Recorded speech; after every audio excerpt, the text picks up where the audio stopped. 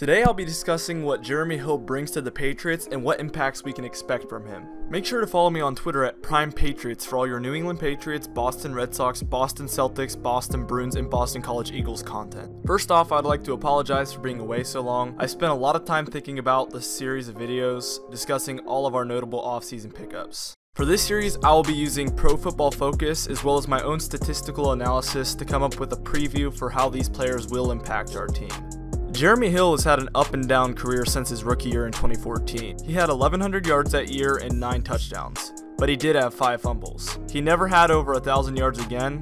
He did, however, have a career high 11 touchdowns the next season with equal carries. 2017 is where things get interesting. The Bengals had drafted Joe Mixon in the second round, probably to rotate him in with Hill, but it didn't go that smooth. It was more like two male lions fighting for a pride, and Mixon won the fight. In the first 7 games, he had double the amount of carries Hill had. That all ended when Hill was placed on injured reserve for an ankle injury. That made it clear to the Bengals who their starter was. That's why they parted ways with Hill this offseason and ultimately why we ended up with him. It's important to note that Hill's ankle injury wasn't sudden and was likely lingering with him the entire season. That could be an excuse for his bad performance. He even blamed the injury himself for the bad performance.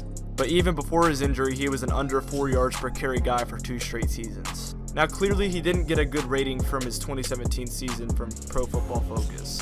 They gave him a 49.9 out of 100 rating. Clearly this is terrible, but completely warranted, whether he was injured or not. Now as far as his impacts for the Patriots go, I would have told you before the draft that he would be one of our top 3 or 4 running backs, but I currently have him as our 5th running back, behind Mike Gillislee, James White, Sony Mitchell, and Rex Burkhead in no particular order of course. Now the chance still remains that 1 or 2 of these guys could get cut or traded. Matter of fact, it's more likely than not, and injuries are always possible as well. But as far as it stands right now, he's 5th, and at 5th he would have little impacts, and he would be good depth at best. Assuming we make cuts though, he could make impacts that are very similar to what Mike Gillislee or Rex Burkhead provided last season.